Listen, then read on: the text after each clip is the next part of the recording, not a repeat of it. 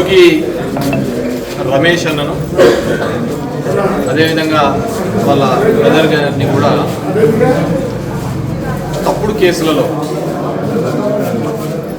నకిలీ మద్యం కేసులు అని చెప్పేసి ఈ ప్రభుత్వం వచ్చిన తర్వాత చేస్తున్న దానిని ఆయన బహిరంగంగా ఎత్తి చూపడంతో ఆయన మీద అక్రమంగా కేసు రిజిస్టర్ చేసి దగ్గర 83 రోజులు నిర్బంధించే కార్యక్రమం చేయడం జరిగింది. ఒక కపుల్ ఆఫ్ డేస్ బ్యాక్ ఆయన బెయిల్ మీద బయటికి రావడం జరిగింది. ఈ ప్రభుత్వం, ఈ కూటమి ప్రభుత్వం వచ్చిన తర్వాత ప్రతి ఒక్కరి మీద ఏ విధమైన తప్పుడు కేసులు పెడుతోంది, ఏ విధంగా ఇబ్బంది పెడుతోందో మనం అందరం చూస్తున్నాం. ఆ రోజు జరిగిన సంఘటనలో హాస్పిటల్లోకి కుటుంబ సభ్యులందరూ పోయినప్పుడు కూడా అక్కడ ఏదో డ్యామేజ్ చేశారని తిరిగి కుటుంబ సభ్యుల మీద కూడా కేసులు రిజిస్టర్ చేసిన సందర్భం చూసాం. ఇవే కాదు, ఓవరాల్గా కూడా రాష్ట్రంలో లా అండ్ ఆర్డర్ పరిస్థితి, అక్రమ కేసుల పరిస్థితి ఏ విధంగా పెడుతున్నారని ప్రతి ఒక్కరు చూస్తున్న పరిస్థితి. మర్డర్లు చేసిన వాళ్లకు, కొట్టిన వాళ్ళ మీద కేసులు లేకుండా కోడి కోసినారని, గొర్రెలు కోసినారని తప్పుడు కేసులు పెడుతున్న సందర్భాన్ని కూడా చూస్తున్నాం. ఈ ప్రభుత్వాన్ని గతంలో కూడా మేము చెప్పడం జరిగింది, కేసులు పెడతామని భయపడతారేమో కానీ ఇలా అక్రమంగా జైళ్ళకు పంపిస్తే ఖచ్చితంగా 10 ఇంకా ఎక్కువగా పనిచేస్తారు. మీరు చూసుకోండి, కావాలి అంటే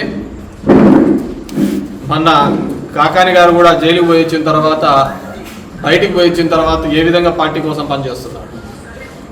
అంతకుముందు వారానికి 2 వారాలు పెట్టే ప్రెస్ మీట్ ఈరోజు వారానికి 3 సార్లు పెడుతున్నాడు. జోగి రమేష్ అన్న కూడా అదే పద్ధతిలోనే ఖచ్చితంగా ఈ కూటమి ప్రభుత్వం చేస్తున్న తప్పిదాల మీద పోరాడుతూనే ఉంటాడు, ఖచ్చితంగా నిలదీస్తూనే ఉంటాడని చెప్పి తెలియజేస్తున్నాడు. ఆ కేసు ఏ విధంగా జరిగింది, ఏ విధంగా పెట్టారు మన అందరికీ తెలిసినది. నేను ఆ రోజు కూడా 2 డేస్ ముందు కూడా, అరెస్ట్ 2 రోజుల ముందు కూడా ప్రెస్లో మాట్లాడడం జరిగింది.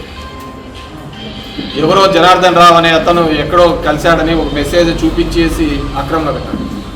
ఈరోజు దాని తర్వాత చంద్రబాబు నాయుడు గారు వచ్చి ప్రెస్ మీట్ పెట్టి చెప్పడం జరిగింది, ఎక్కడే కానీ కల్తీ మద్యం అనేది ఉండదు, తొక్కి నార తీస్తానని చెప్పేసి. ఈరోజు ఛాలెంజ్ చేస్తున్నాం, జోగి రమేష్ గారిని 83 రోజులు జైల్లో పెట్టాడు కదా, మా ధర్మవరం లాంటి ప్రాంతంలో 70% ఇప్పటికీ కల్తీ మద్యం జరుగుతుంది.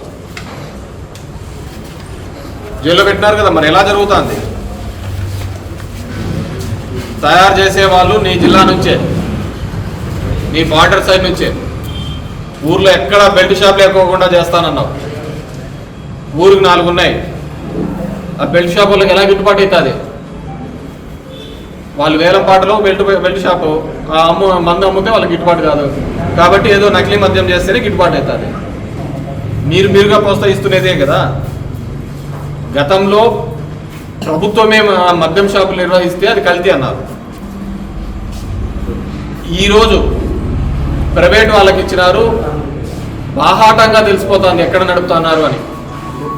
దొరికిపోయిన సందర్భం couple of days back Kadapa జిల్లాలో కూడా 2 చనిపోవడం జరిగింది. ఈయన మీద ఉన్న కేసేమో కోర్టులో మిస్టేక్ ఆఫ్ ఫ్యాక్ట్స్ కింద తీసేపించే ప్రయత్నం చేస్తున్నాడు. ఎంత విడ్డూరం అంటే ఆ కేసులో ఏ వాసుదేవ్ రెడ్డి అనే అతనైతే కేసు కట్టాడో ఆయన మిస్టేక్ ఆఫ్ ఫ్యాక్ట్స్, అదే వాసుదేవ్ రెడ్డి ఇంకో కేసులో అప్రూవల్ అవుతాడు. ఒకే వ్యక్తి. ఇది సాక్ష్యాలను ప్రభావితం చేసినట్టు కాదా? అవునా? మామూలుగా ఏ సుప్రీంకోర్టు కానీ, హైకోర్టు కానీ, లోయర్ కోర్టు కానీ బెయిల్స్ ఇచ్చేటప్పుడు ఒకటే చెప్తారు, అవతల పీపీ చెప్పే అబ్జెక్షన్ ఒకటే, వీళ్ళు బలవంతులు, ధనవంతులు, హైలీ ఇన్ఫ్లుయెన్షియల్ పర్సన్స్, సాక్ష్యాలు తారుమారు చేస్తారు అని చెప్పేసి. ఈరోజు జరుగుతున్నది ఏంటి? చంద్రబాబు నాయుడు కేసులన్నీ ఎందుకు తొలగిస్తున్నారు? మిస్టేక్ ఆఫ్ ఫ్యాక్ట్స్ అని చెప్పేసి. బాహాటంగా లోకేష్ ఉన్నత విద్యాశాఖ మంత్రి లోకేష్ బాహాటంగా కార్యకర్తల మీటింగ్లో ఏం చెప్పారు? నేను మొన్న ఎప్పుడో వైజాగ్లో ఎక్కడో ఎస్పీల మీటింగ్, కలెక్టర్ మీటింగ్లలో పెట్టారు.